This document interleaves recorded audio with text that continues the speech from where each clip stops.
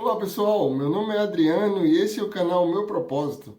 No vídeo de hoje eu gostaria de fazer uma correlação do estudo do Vem Segue-me dessa semana com as bodas de Caná. Peraí, Adriano, o que tem a ver?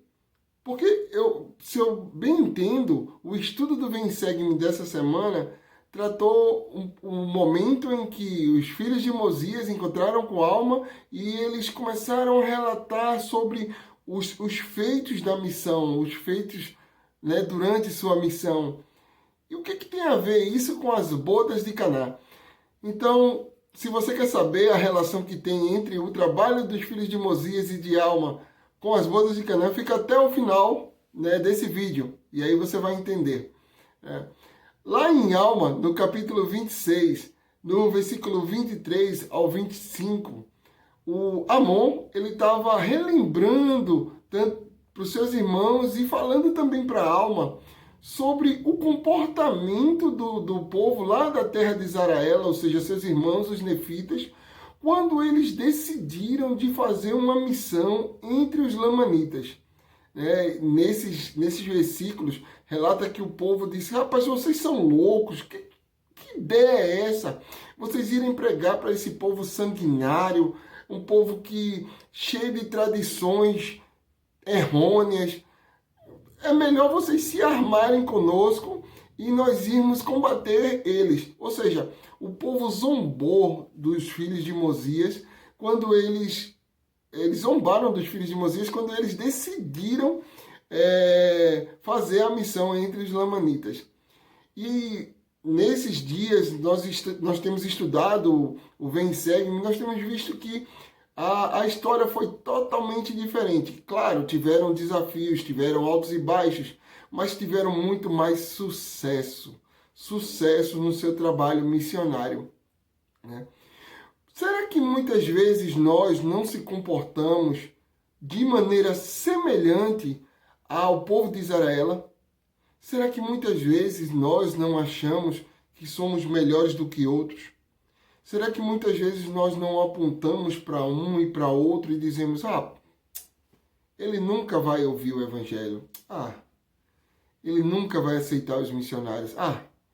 Ele nunca vai parar de beber. Ou ele é um viciado, e por que ele vai querer ouvir o Evangelho? E muitas vezes nós tomamos as decisões pelas pessoas, onde nós deveríamos simplesmente apresentar as mensagens do Evangelho e ajudar essas pessoas a conhecer a Cristo. Mas muitas vezes nós tomamos a decisão pelos outros. Vocês lembram daquela história do centurião Cornélio, que ele era temente a Deus, e Pedro, antes do encontro com Cornélio, teve uma visão, né? Ele estava lá na casa de Simão, o curtidor, e ele teve uma visão de que um tecido, né? Ele descia do céu e ele estava com fome, né? Pedro estava com fome. E naquele momento, quando abriu o tecido, tinha todo tipo de animal que os judeus eles não comiam. O povo de Israel não comia aquele tipo. Eram répteis, eram quadrúpedes. E ele ouviu uma voz que dizia: Pedro, mata e come. E ele disse: não, Senhor, de maneira alguma eu vou comer tal coisa imunda. E ele ouviu uma voz que disse assim: não considere imundo o que Deus purificou. Depois daí, Pedro entendeu que o evangelho deveria ser pregado a toda criatura, e não só para o povo do convênio, mas para os gentios e para todas as pessoas. E aí ele começou lá com o centurião, com Cornélio, e depois ele apresentou para seus irmãos, os apóstolos, e aí o evangelho foi espalhado por todas as criaturas, né? Será que nós muitas vezes não se comportamos como Pedro nesse momento e achamos que tais pessoas não são puras ou dignas o suficiente para ouvir o Evangelho de Cristo? Sabemos que os filhos de Mosias foram lá entre os lamanitas. Muitos e milhares de pessoas aceitaram o Evangelho. Aqueles que antes os nefitas haviam falado que não aceitariam de maneira nenhuma, graças ao poder do Espírito Santo, ao poder de Deus e à obra missionária, muitas pessoas, milhares de pessoas ouviram o Evangelho. Tanto ouviram o Evangelho que eles adotaram um outro nome, Anti-Nephi-Lehites, para que fossem distinguidos dos Lamanitas, né? Eu gostaria de ler uma escritura que fica lá em Alma, no capítulo 24, no versículo 19, mostra exatamente o comportamento desse povo, que não é diferente do comportamento daqueles que se convertem ao Evangelho de Cristo. E diz o seguinte: e assim vemos que quando esses lamanitas foram levados a conhecer a verdade e nela acreditar, mantiveram-se firmes e preferiram sofrer até a morte a pecar. Assim vemos que enterraram suas armas de paz, ou melhor, enterraram as armas de guerra em favor da paz. Então, muitas vezes, aqueles que nós achamos que não são merecedores do Evangelho e que tomamos a decisão por eles, são os que mais são fiéis quando convertidos, quando sentem do amor de Deus em sua vida, né?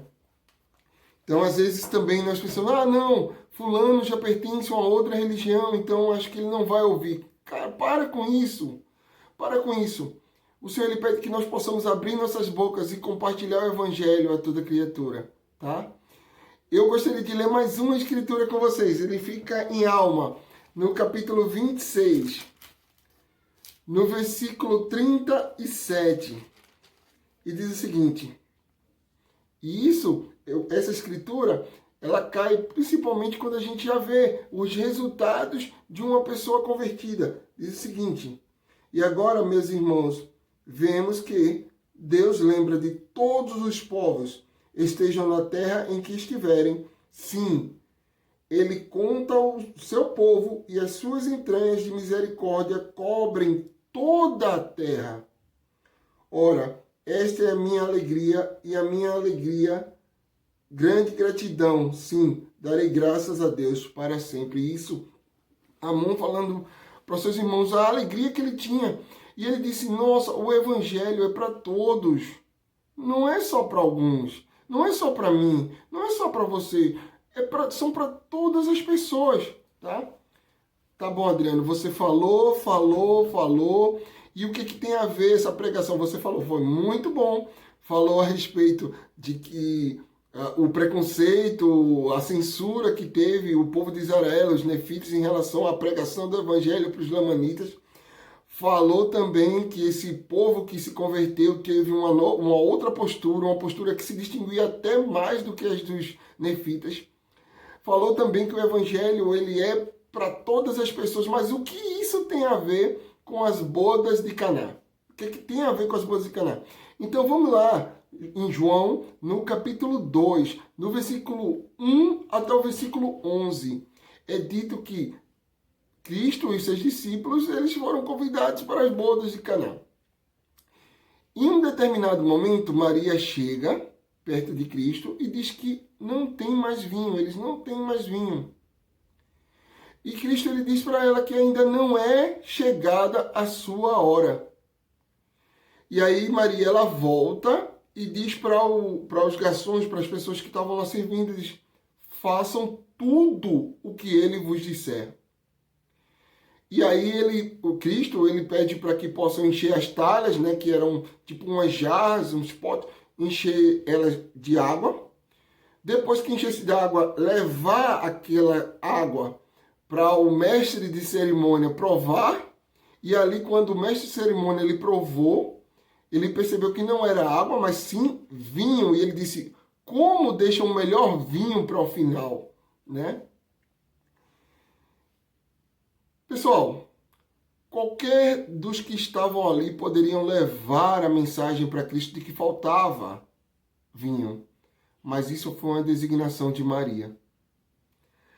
Qualquer um dos discípulos de Cristo poderia levar a mensagem para os serviçais, mas isso também foi uma missão dada para Maria. Qualquer um poderia encher aquelas talhas, mas existiam pessoas específicas para encher aquelas talhas. qualquer um dos judeus, qualquer um daquele povo ali poderia, porque eles eram provadores de vinho, então eles poderiam atestar aquele vinho, mas o mestre de cerimônia era a pessoa específica para atestar aquilo ali. Mas eu faço uma pergunta para vocês. Quantos dos que estavam ali poderiam transformar a água em vinho? Apenas um. Apenas Cristo. E aí é chegada a hora dele. Nós oramos, irmãos, oramos para saber a quem nós podemos apresentar o Evangelho. Nós visitamos as pessoas.